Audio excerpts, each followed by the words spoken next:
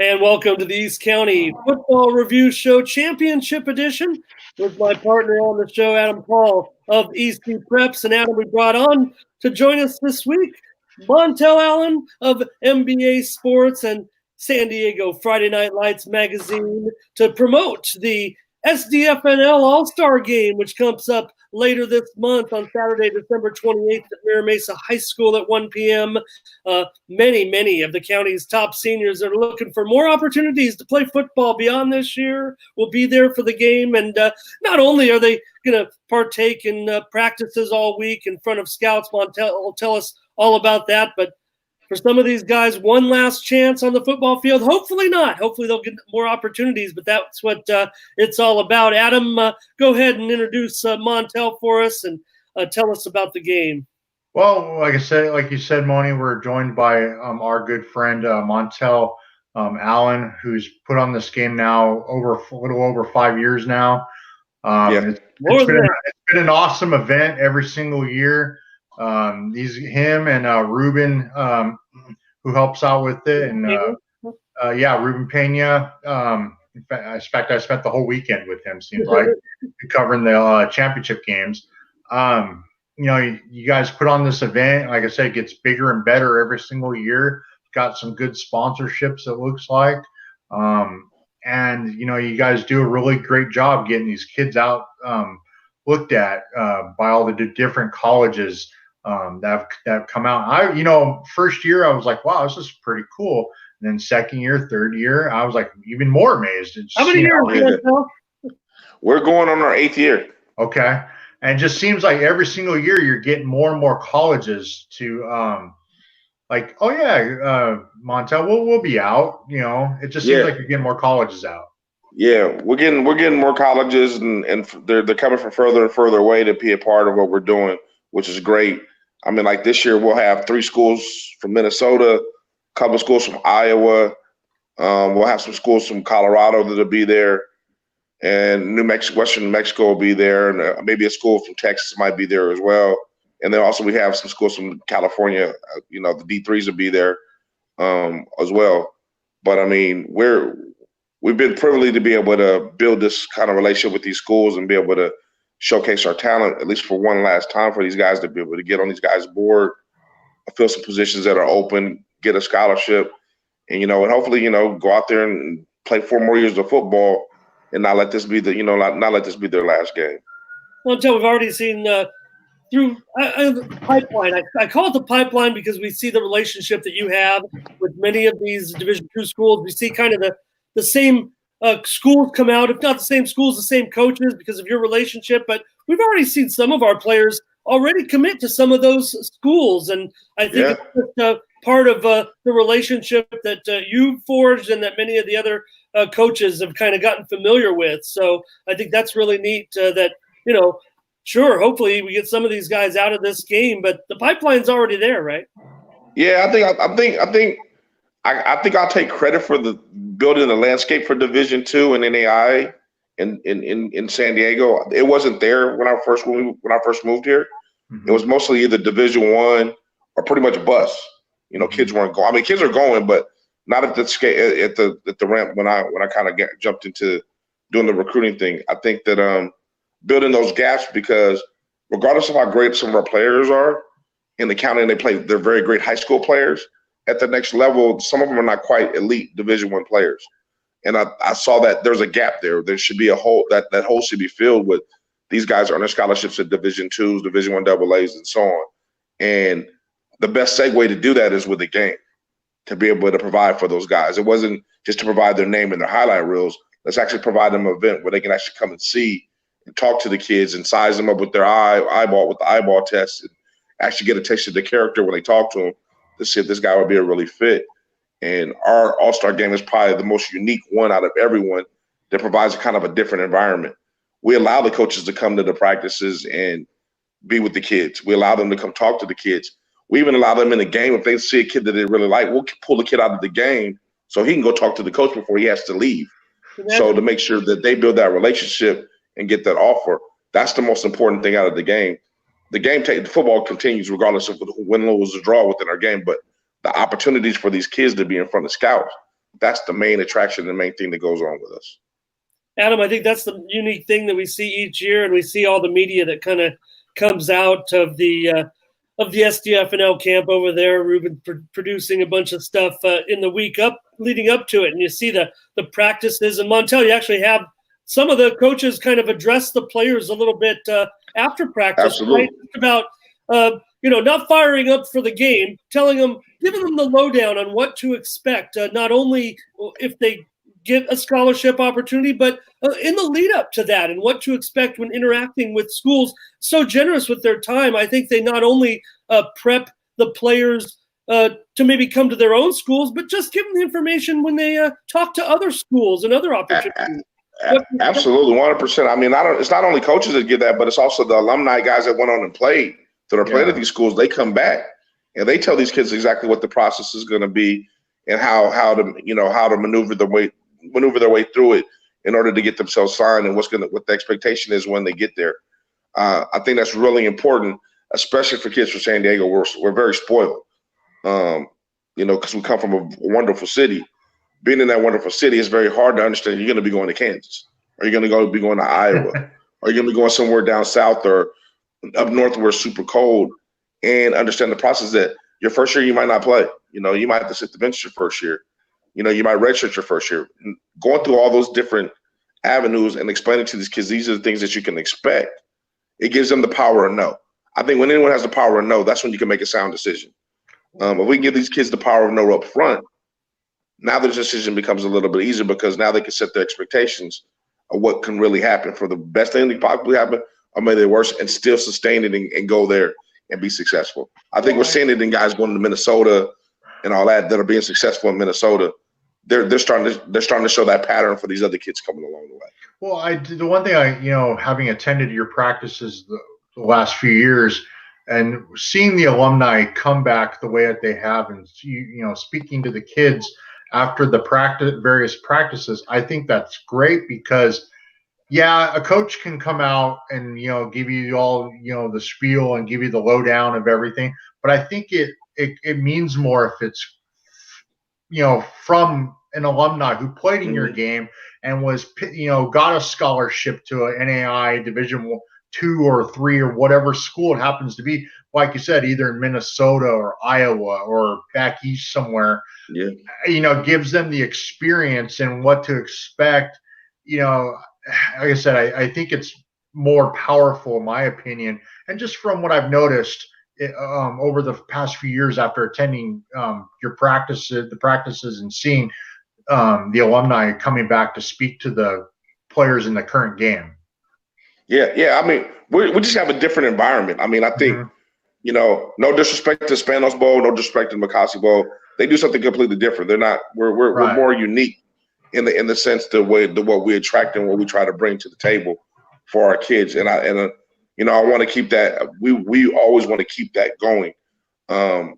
Those other All-Star games, they're playing for a different level. We're playing for something to give that last opportunity, and for these kids to be able to be in a situation where, hey, I didn't have anything before, and now I have something, or now I have an opportunity to get something, so I can go to a four-year university and play football. And I think we're the only All-Star game that can speak of that across the state. We're setting the precedence for that type of environment, because we know the D1 guys are going to the big All-American blue and gray and so on and so on. And then the next step, they're going to, the Spanos and McCossie. We're trying to set a level to say that kid that was tier 2 or that kid that was blocking for that guy that's number 1, here's an opportunity for you to lay your law to land and play at the next level as well. And hopefully you can mature and grow into that dynamic player that you inspire to be.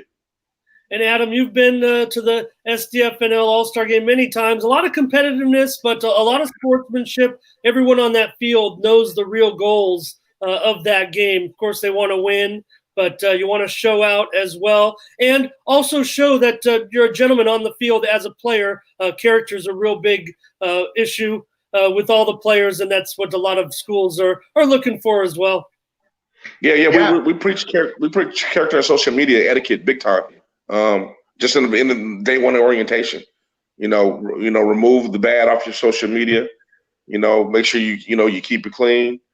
Also in this thing, when you see coaches, you make sure you greet them the right way. you shake their hand firmly, you look at them in the face, you talk to them. Some of these kids they've never been in that. Some of these kids been in losing programs, and then they play in this game, and they're like, whoa, this is completely different. Because we make sure they're there, they understand what coaches are there. Make sure you ask for a coach's card, or his business card. Make sure you have your transcripts ready so you can contact them that night and email them to them. Those things are all important in the process of getting recruited, and definitely getting recruited in the last minute.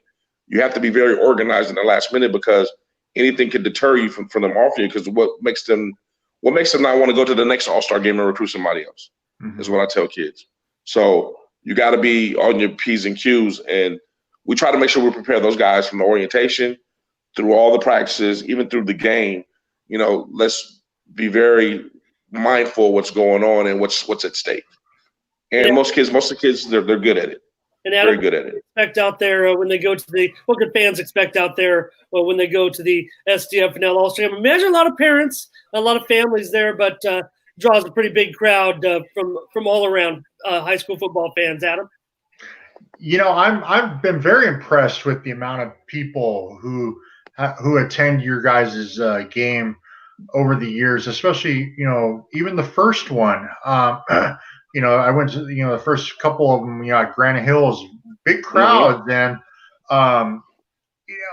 it's not just parents of the players; it's the football community that shows up. I just think it's awesome, and it provides a great atmosphere. And the kids, they play great.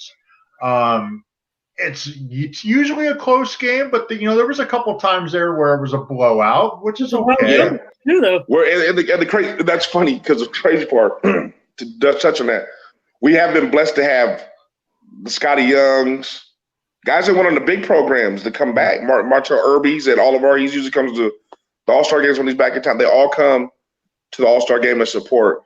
And this year with the blowouts, usually me and Ruben do the drafting. So I'll put it out there. We do the drafting. I've been killing them. For the last years. So this year with the caveat, and the kids probably don't know this, but this year we're gonna leave it to the coaches to draft. We're gonna step away. We're gonna let and we're not gonna blast it out. We don't want kids who got drafted first. It's not gonna be anything like that. But we're gonna put the kids on the board, and we're gonna let the coaches pick the teams this year. Who's your staff? And by the way, well, now the staffs that are going to be coaching them will be AJ Vines over there at Mission Bay and his staff. Okay. They're going to be going against Classical Academy staff. Okay. So we got a North County staff going against somewhere in the city Mission Bay. They can mix kind of a clash of two different tales: a private school versus a public school, and they get to work with all realms of talent. So this is what we wanted. And they can match. Kids can from different schools can be on the opposite squad. That's the way it's draft. So it doesn't matter. You could be a teammate today, and tomorrow you're gonna be playing against each other. And that's the way we wanted it, because we're trying to establish it. It's like college. The first thing I say when they come on the field in our orientation is, you're no longer a high school player anymore. I'm going to treat you like you're in the collegiate. And when you're in the collegiate, this is the things that happen. The guy that you were playing against and you were killing last week could be your teammate on the next team. So now you got to forge that bond and that networking with that kid. Plus, our game is the only game. When would you ever see some of these kids network with each other? When would the Torrey Pines kid get to hang out with a kid from Lincoln? Sure. When would a San Ysidro kid get to hang out with a kid from San Marcos? They wouldn't, unless our game is mixed up. Spanos' game kind of still keeps them divided north and south. Yeah. Ocasio Bowl kind of just takes the best of who they want to put together. But we try to make sure we strategically bring kids together from different regions from the network. And it's funny because in the beginning of the week, you kind of still see the chip on their shoulders. But by the end of the week, they're basically brotherhood, slapping hands and fives, going over each other. I mean, we see guys hanging out now just from them coming in our game, where they're from the opposite spectrum from San Diego. So that's one of the biggest things that we love about our game, is we're able to take kids from different socioeconomic areas, different geographics in San Diego, and put them together, and they all hang out now. Yeah, they all get to know each other. They all get to hang out with each other. Now we're becoming a real community. We become a real community in the SDNFL. And I mean, we always say we're the SDNFL family, because guys that leave and come back, it's funny because guys that come back playing from different schools, and they were talking about when they played in our game and they get to know each other. And one kid's from Torrey Pines, the other kid's from Patrick Henry. Sure. They never hung out with each other before, but now they're the best of friends. So I think it's a great thing. I mean, I think we're accomplishing not only just, like I said, the scholarship thing and playing an all-star game. Mm-hmm. We're actually accomplishing kind of breaking down a few of those barriers as well. Sure. And does it, besides, obviously being Saturday, December 28th at 1 p.m. at Mira Mesa High, is there any admission to get into this game? Yeah, we do have an admission. I don't know what the set price will be. I think we set the same as the same as the championship game. I think 10 for adults and 5 for students. I'm not quite sure what it is. Please don't quote me on that. I kind of don't deal with that part. I kind of just deal with getting the game organized and structured and with all the players and everything. But it is an admission to get in the game, but I promise you it'll be worth the admission. Definitely. It definitely is every single year that I've been. So yeah, we try to make sure the kids really have a good time. They're decked out. They look nice. I think our uniforms are better than anybody's across the board. Yeah, we do. We do a good job with our uniforms. I think we keep the kids swagged out really nice, and we let them have like a lot of fun. And we make sure everybody plays. It's not, even when the game is on the line, everybody's going to get the opportunity to play and showcase their talent, and not for 1 or 2 plays. They get to showcase their talent for some meaningful time where coaches can really evaluate them and get a real honest of a rotation. I think the big thing, like I said, what we really do is right when they step in that orientation room from the first day. We are treating you no longer like a high school player. You will be treated like you are a college player. Unfortunately, sometimes the language is a little bad, but you are going to be treated like a college player and be accountable in that way. But it's been successful for us. It's been able to workforce and kids adapt, adjust. They get in line and they play ball, and this has been great. It's been a great experience for the last 8 years. And Montell, just want to mention on the lead up to your game, I think an important event you're going to hold this weekend, not required by any of them, but maybe a nice little thing for anyone who want to get involved, who is involved in the game, to go out. You got a special camp. A lot of Division II schools will be joining Chadron State at Maranatha Christian. That's this Saturday at 8 a.m. Tell us about that. Yeah, that's going to be an event. So we got a big relationship with Chadron State, Coach Jersey over there. He comes out to San Diego. He usually makes it to the game, but he can't make it this year. Okay. So he's going to be out here recruiting. So he wanted to hold a camp, an organized camp, so he can get a chance to evaluate some talent. He invited Azusa Pacific for them to be able to join there as well. They'll be there along with a couple other colleges. I think colleges that still be in town, they're more than welcome to come join and come look at it. I've had a few coaches don't want their name mentioned, but they're going to be there and kind of show face and make sure they come by and stop by. But it should be about 7 colleges there to come look at and evaluate talent. And everybody from the class of 2020 and 21 are invited. 2021, obviously, to get on the radar of some of these guys. In 2020, obviously, to get yourself noticed and get on there and get on these teams' radar to earn yourself a last-minute spot if you don't have one. And if you even do have a scholarship, maybe to earn something that's a little bit closer to home, or a school that you prefer to go to, whether it's Azusa or Chadron State. This will be a skills camp. It won't be a combine or anything. Guys don't have to run 40s or nothing like that.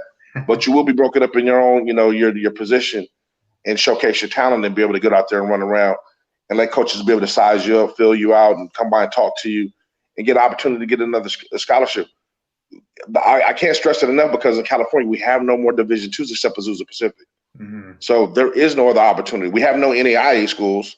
So basically, these mini camps that are coming here, they have to take advantage of it if you want to get looked at. Unless you're the top guys, the Keyshawn Smiths of the world, they don't have to. But guys else on that team that are a little bit smaller than that, they contribute just as much as they want to play on. This will be an opportunity for them to be able to get out there, showcase their talent, earn a scholarship, hopefully, at least earn a look where their name can be passed around by some coaches so somebody can come around and offer. Mm-hmm. And so, Montell, if I want to head out there, what am I going to do? Bring $25 or $30? Bring my helmet? Yeah. If you register online, it's $25. Yeah, if you register online on the flyer, it's $25. If you go to the door, it's $30. And basically, the camp will be run by Away Athletics by Nate Ross, who's an alumni of Chadron State, who went there and played. He's kind of got his own gym and everything going there. He's going to be organizing the camp. As far as the skills part is concerned, the Chadron State staff and every other staff will be there just to observe. They're not going to work the camp, but they're there to truly observe who they want in talent and look at kids. So I'm encouraging kids to make sure they bring their A game, catch every ball, make every block, kick your feet out as strong as you can, run the drills as hard as you can, because these guys are here to offer. They're not here to just look at town. They're actually here to offer some kids before they go back home to say, we got a few kids from San Diego that's going to come there. So there's going to be a couple of guys going to walk away with a scholarship. I think $30 is more than enough to go walk away with a $40,000, $50,000 scholarship to pay for my kids for school. Sure. And Chatham State plays basically, just about all of it. So it's pretty much a free ride where they're going to go. This is a great opportunity for them to be able to take advantage of. And what's the best way to go to the SDFNL website? What's the best way to just show them? I got it on the flyer. The flyer's been blazing through Twitter and social media. So the best thing would be to download the flyer. I don't want to put it on my side because it's not just sanctioned by us. It's kind of go across the board, but we are definitely strongly promoting it for Chatham State to kind of build themselves up. The great alum of Denny Woodhead, the former San Diego Charger. Sure. And we've had a couple of guys that went through Chatham State that's been very successful. Like I said, Nate Ross was there. JoJo Phillips from Helix was there, and several other players went through Chatham State. So it's a great program and a great school. I want to be able to continue that pipeline, getting kids there to be successful and making things happen. So this is a great way. He normally would be at the game, and he apologized he can't be at the game to evaluate. So he said this will be the next best thing for them to be able to put something together as far as it can. Okay, Adam, well, I think we should let Montell go. We've talked about the camp and, of course, the SDFNL All-Star Game on Saturday, December 28th, Ramon's birthday, at 1 p.m. at Mira Mesa High School. A great event. One more time. Hey, it's about the reason why is we want more prep football. We don't want it to end, and unfortunately, it's funny, we kick off the year every year with the Kickoff Classic, and we end the year every year with our All-Star Game.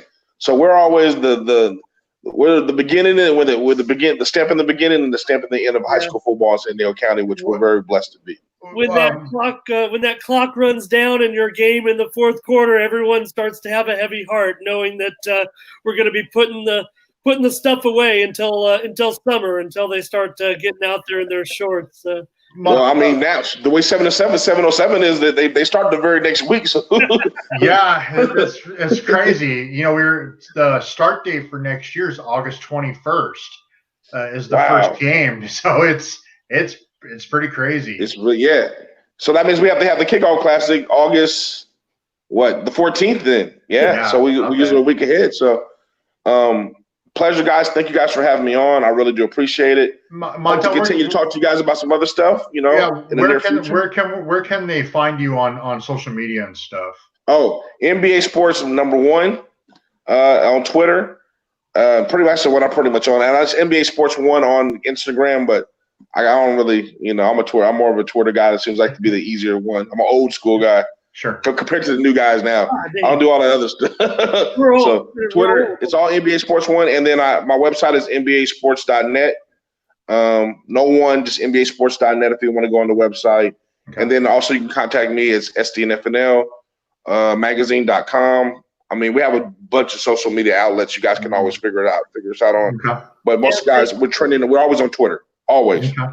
Thanks also to Ruben this year for great coverage and great highlights of all the great games.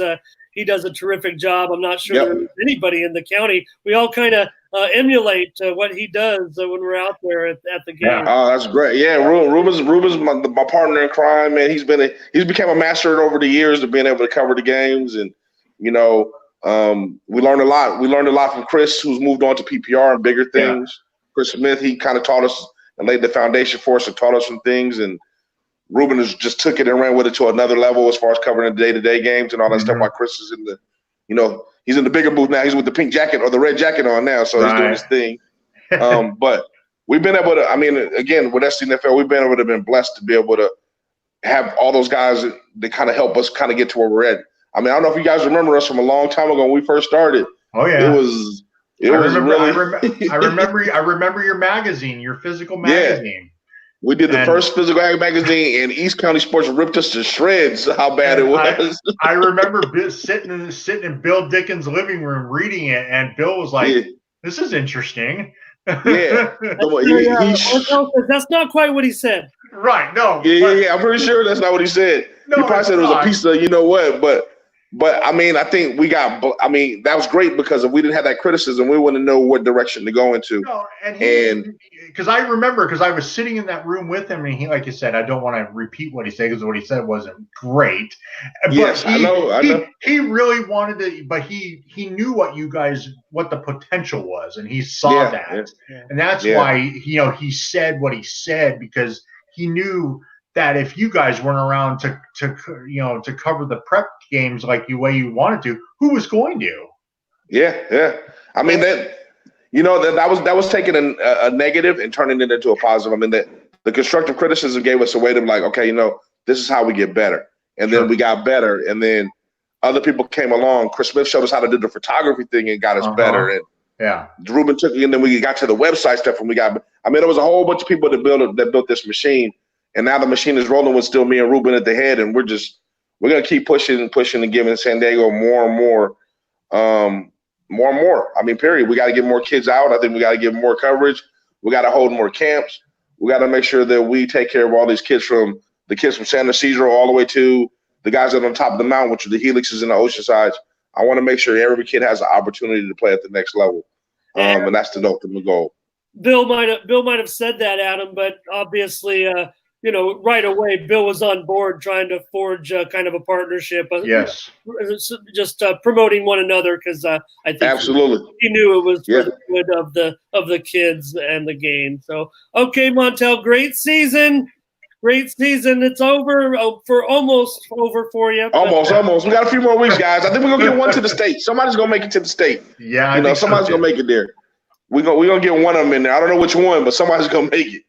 Yeah. And we'll have that, and then we'll have the All-Star games, and then you guys will be covering them, and then we'll be good. We got 1 more month left of football. We'll let you go, and we'll Adam and I are going to cover Helix right now against Sierra Canyon. Perfect, guys. You guys have a good one. Enjoy your weekend. Talk to you soon. All right, thank you. Thanks, Montell. Great job. Okay, Adam, you'll probably be out there for that game. So, anyways, let's start rolling on our coverage. Unless you have any comments about the STFNL All-Star game. It's always a great event. Both Ruben and Montell and Chris Smith before they got the ball rolling, and it is what it is now. I mean, it's getting bigger and better every single year. So, I mean, join us December 28th, 1 p.m. out at Mira Mesa High. Okay, well, we have just a couple more events to cover. This might be the last show. I don't know. With Helix going on, maybe we can get together one more time. But those games are far away. We watch them usually on the computer. It's a long trip to go all that way. Not this week in La Mesa. But first, why don't we cover last week's game that we were hanging out at, Adam?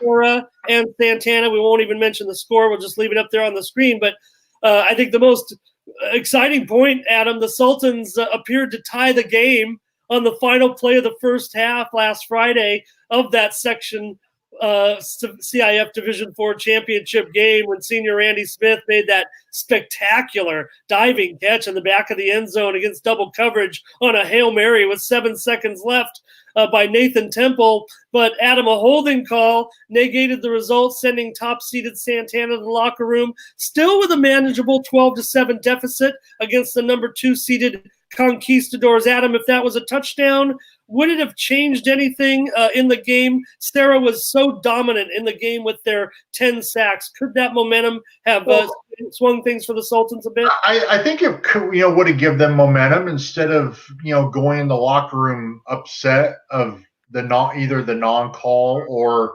whatnot. They would have had a possible 14-12 lead going into the locker room, and they could have made the adjustments, but you know what? Sarah came to play. They hit hard, like you said, 10 sacks. Nathan Temple just basically running pretty much the whole day for his life.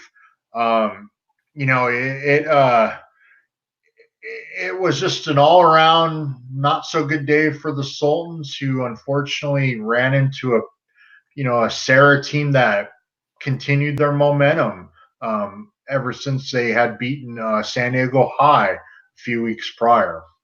Well, you warned us about it, Adam, that maybe the matchup wasn't great for Santana, even though they had beat him in that first meeting. Temple still managed over 200 yards through the air and somehow found time to throw 31 passes in the game, including one of them, but minus 37 yards rushing by no fault of his own. The offensive line had a tough time with those Sarah big men. Two guys got off for 5 sacks against them. But, hey, it was exciting for us. We were standing right there in the end zone together when Nick Valentine stole the momentum momentarily for Santana with that second quarter interception. Couple plays later, Temple connected with Junior Dean Landers on a 27-yard pass down to the 1-yard line, and Brooks Mutah crashed it in on the next play with 2 minutes to go. And Adam, at that point, I think we thought the Sultans maybe were in it. I don't know if we had a sign of things to come with that dominant Sarah defensive front, but still a great day for the Sultans reaching another championship game. We're just going to have to wait for that championship. Yeah, Santana, unfortunately they were held to, only 171 yards, which was, unfortunately a season low, kind of a bad spot to be held to a season low, below their average of 340 yards that they were averaging per game. In that first game, Sarah quarterback Timmy Zabrowski was knocked out in the third quarter. They led at halftime 14-10 over the Sultans, and of course, Santana scored 21 points in that second half to win 31-10. Sarah, in this game, Zabrowski, he was 12 of 23 for 136 yards, and he ran for 3 touchdowns, and almost 100 yards on 11 carries. Brevin Lengal ran for 130 yards on 12 carries and 2 touchdowns. And then, of course, Dustin Ellison added 66 yards on 18 carries as they piled up 430 yards of total offense against the Sultans defense, which had looked pretty good the week prior against Orange Glen and the big tailback Cale Patterson. As they had limited him to single digit yardage in that first half. He only rushed for 100 and something yards, 110 yards or whatever it was. So it was just one of those things, Sarah, Zabrowski played the entire game. Another one of their guys, I believe number 9. I'm sorry if I don't have his name in front of me, but he played in this, this time around, and their defense just blitzed Santana all day long. They hit hard, and I don't think the Sultans were prepared for that. Yeah, and maybe the scores are reflective of a team that when the inevitability of the defeat set in, I think Sarah was able to even push further with their momentum in a championship atmosphere. Not going to see much let up. So maybe it was a 30-point game. Maybe it wasn't, but Santana wasn't able to get much going. And, I just felt by, even midway in the third quarter that my heart had sunk and that the game result was already decided. I'll cover the Sultan stats because these guys had great years. Junior Jared Forster had 8 catches for 61 yards in the game. Landers, 4 catches for 56. Adam, sophomore Ethan Wright looks like a promising receiver for the Sultans. He had a second straight good game, continued his strong finish to the season. He grabbed 4 catches for 34 yards. And senior Michael Richter, 13 tackles to lead the defense. No sacks, but the official count this season, I think we had him shortchanged, or I did anyway. The Sultans reported school record 19 and a half sacks for Richter. So congratulations to Michael. He looked one of the most heartbroken after the game. Also want to mention senior Nathan Hughes, 10 tackles, and Cameron Larikia had 8 stops. Adam, I did speak to a Sultan who was on that play, that holding play, was very close to the play, one of the players on offense. And he said to me, I'm not going to mention who it was, but he did say to me that probably was a hold. And if you go back and look at the film, you and I were studying it to try to determine, but if you go back and look a little further along the line of scrimmage against an outside rusher, maybe you'll see maybe what was called. We were kind of looking at the other side. It's funny you said that because I actually did go. I was able to see footage of it at a different angle later on in the evening, and it was close. Kind of like the call later on in the El Camino Bishops game, where Tyler Buckner was his long 70+ yard touchdown was called back due to a chop block. Could have gone, whatever.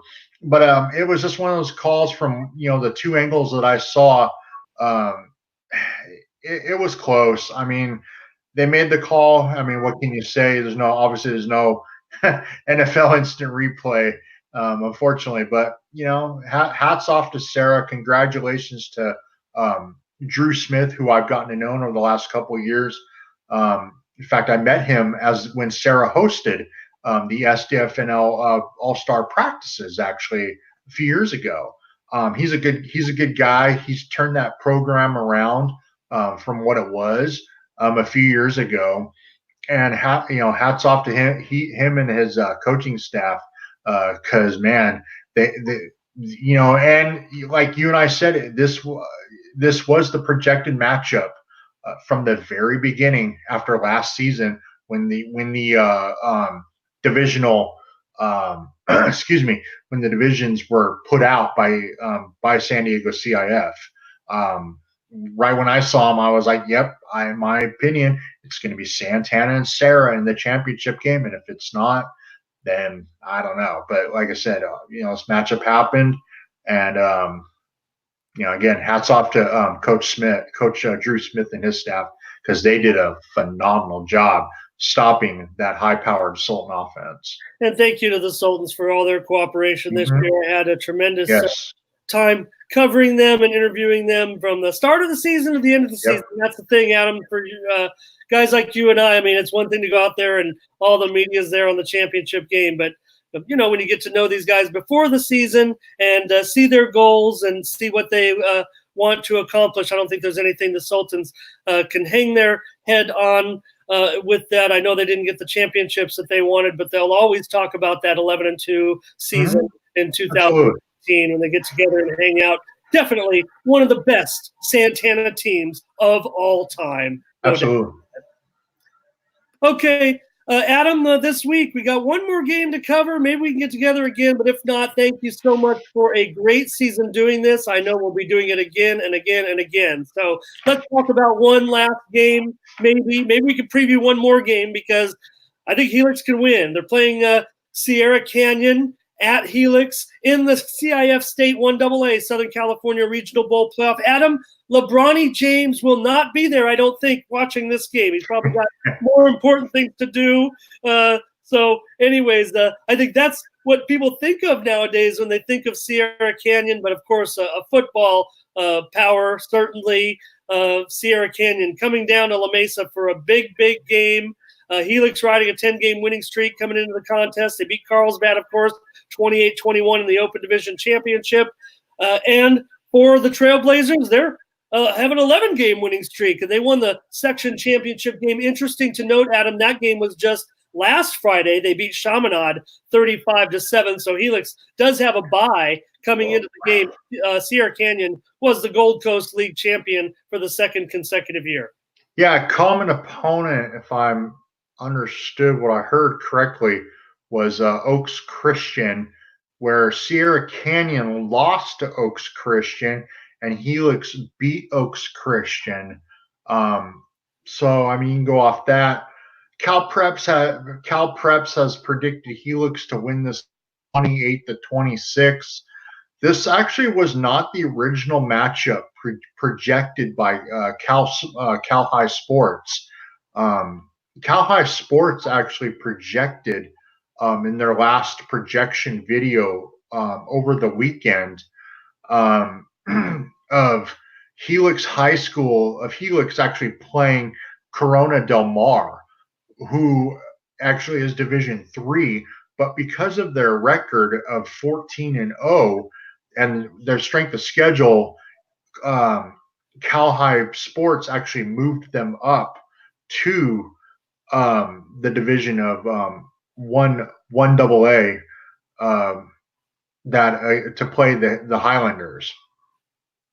Yeah, and obviously, other than that Open Division State Championship game between those superpowers, this is the next big group. So these are two of the elite, 6 teams right now, even though I think they're ranked, 7th and 8th or 8th or 9th. That's how it happens because some teams lose, they drop out. Yeah. And so we're looking at really 2 of the top 6 teams remaining in the state bowl system. So, we know a little bit about Helix. We can talk about them. I'll just cover Sierra Canyon real quick. Their junior quarterback, Shaden Peary has thrown for 2,800 yards this season, an average of 200 yards per game, 17 touchdowns with just 1 interception. Senior wide receiver DJ Harvey, 74 receptions for 3,200 yards and 6 touchdowns. Junior Donovan Williams also has 6 touchdown receptions for Sierra Canyon. They also have junior running back J.D. Sumlin, who's rushed for 800 yards and 12 touchdowns. But the team does have 2 other backs who have rushed for over 600 yards this season. And that team has, I believe, 35 rushing touchdowns. So perhaps more impressively than their offensive success is the numbers they put up on defense. Adam, the team has 59 sacks this season, including 12 each by seniors Zach Thanum and sophomore Caden Harmon. How can the Highlanders beat these guys? Well, they're obviously their offensive line of Sean Martinez, and Valoria, are going to have to, hold up against this mighty Sierra Canyon Trailblazer defense.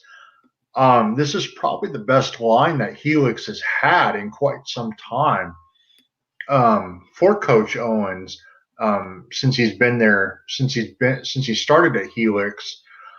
Interestingly, it'll be interesting to see how the 3 to 3.5 hour travel time is going to affect the Trailblazers. That always affects. I don't care what anybody says. That long travel, always has some sort of an effect on that team. So it'll be interesting to see whether especially if they're on Friday night traffic. Whenever they leave Sierra Canyon, that area up there. They've played 14 games. Helix has played 12.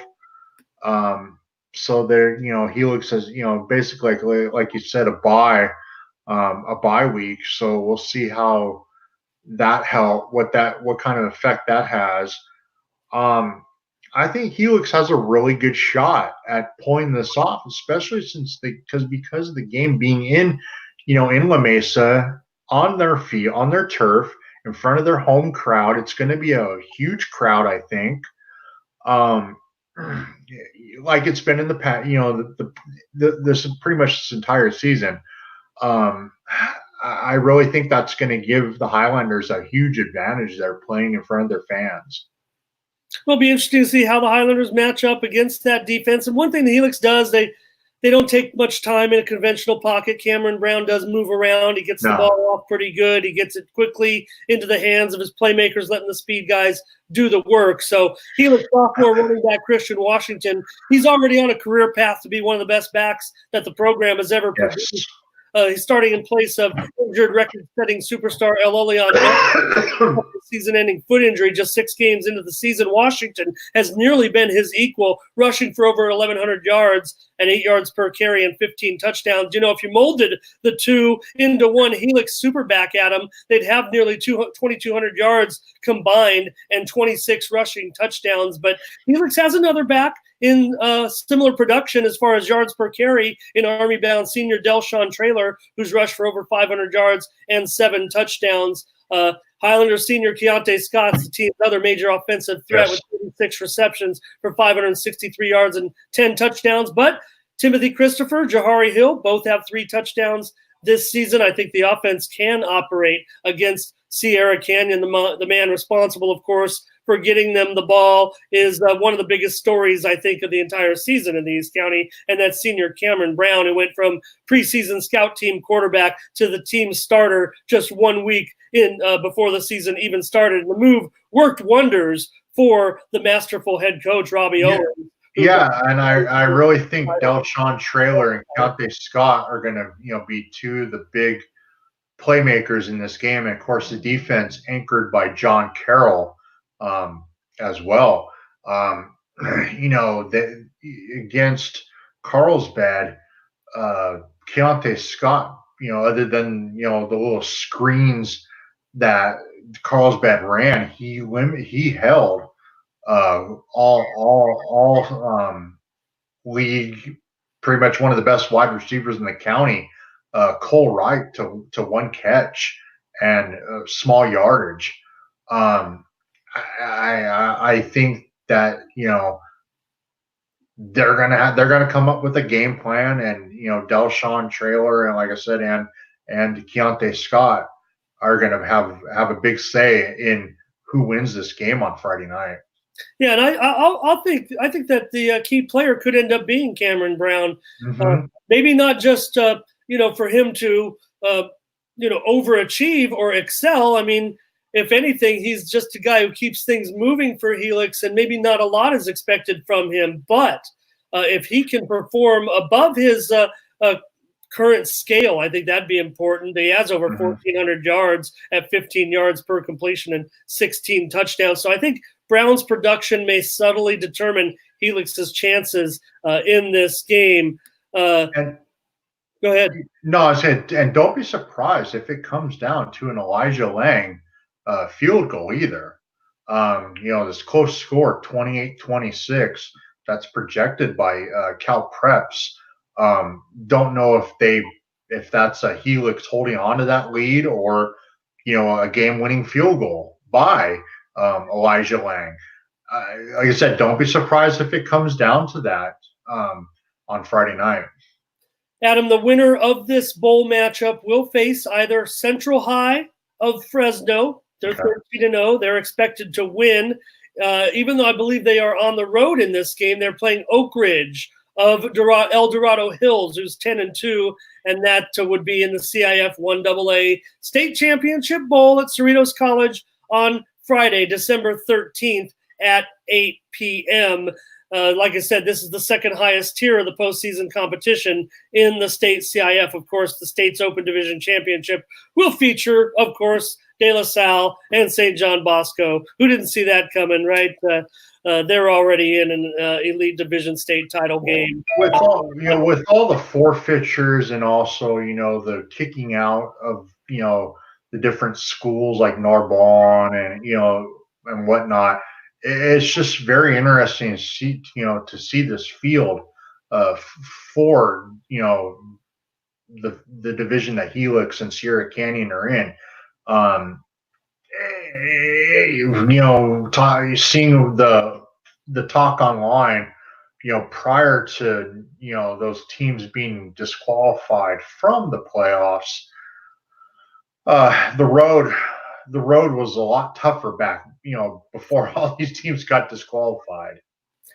Adam, I think one thing for Helix, Sierra Canyon, they're pretty balanced, but I think that passing offense is something that you have to take note of. Yes. I will note that the Highlanders have 12 interceptions this season. Keontae Scott has 4 of those, and Helix senior Jeremiah Fletcher, he's recovered 3 fumbles, forced a couple of fumbles this year. He's also a big player on that defense. And you mentioned John Carroll as well. The Highlanders have a pretty stout defense. So, and you mentioned those common opponents. I don't know if it was the same Sierra Canyon team. Like you said, it was 21-14 Oaks Christian in that game. And the Highlanders, of course, defeated Oaks Christian 42-17, as you mentioned. So I think that's very interesting, those common opponents, Oaks Christian of Westlake Village. So hopefully that is a factor in the game.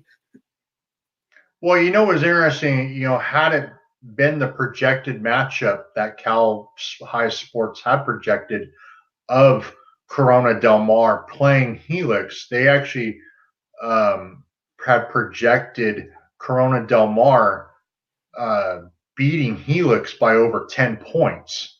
So I thought that was really interesting, because I was talking with Braden Soprenant about that.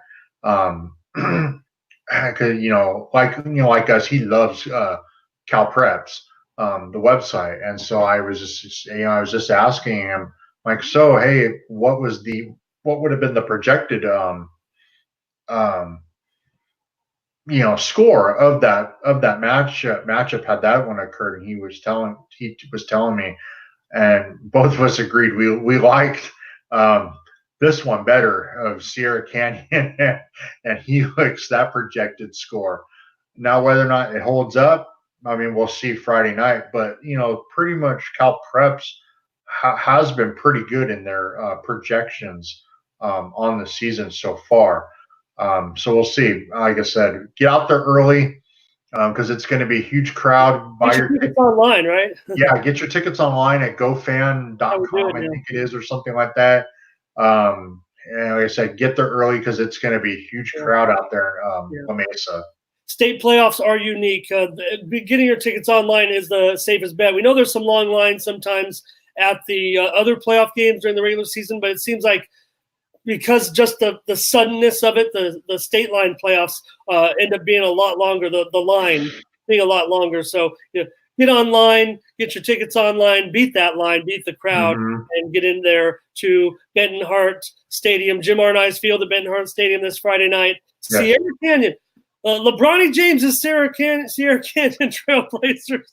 Hey, maybe I don't know. Is it possible down the line? I mean, they're an elite team, but he looks like a pretty good team too in basketball. Oh, absolutely. Love to see LeBronny. I mean, we'll see him on TV every week. But yeah. Anyway, Adam, thanks so much for doing this season. I don't know if you have anything else for me, but it's been real awesome to be able to talk about all the players and all the teams throughout the year and their accomplishments. Congratulations to all of them that we've mentioned here and all of them that completed their season and got their varsity letters. For those seniors going away, thank you so much for your contribution to my life and to our lives covering prep sports.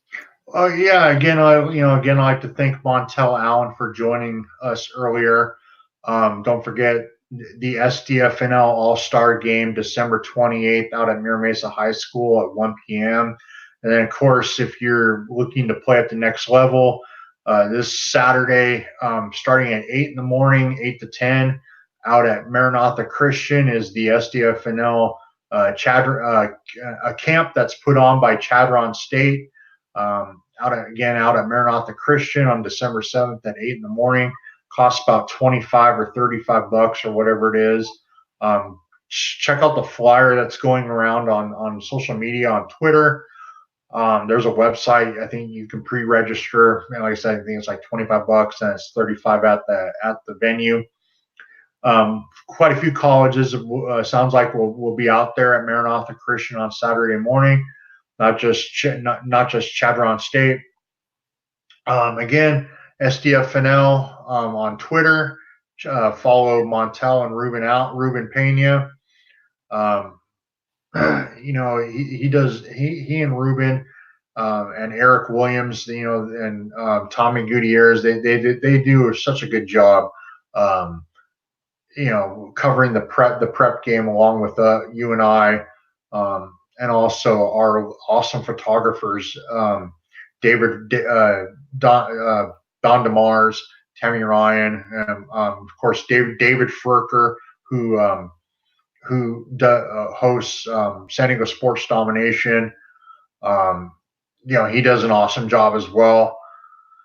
It's just been a fun year. Fun year, and obviously we have a couple games hopefully left. And then, of course, concluding with the end of the year All-Star game out at Mira Mesa High School at the end of December. Well, I'll talk to you and chat with you again. Might not see you, might not hang out with you. So happy holidays to you. Merry Christmas, brother, from me to you. And thank you again for doing this. You've been a great friend and partner in media, for the last 15 or 20 years. So Adam Paul. Over 20 years. Yeah, I was trying not to give it away after I insulted you last time. I think you were around for the 1969 CIF championship. Anyways, Adam Paul, thank you so much. Great job. Follow him on Twitter at EC_preps_SD. I'm Ramon Scott. You can follow me at Ramon Scott Poker. So thanks again, Adam. And for all of us, thanks for a great season. EastCountySports.com and ECPreps on these East County Friday football reviews. Thank you for joining us.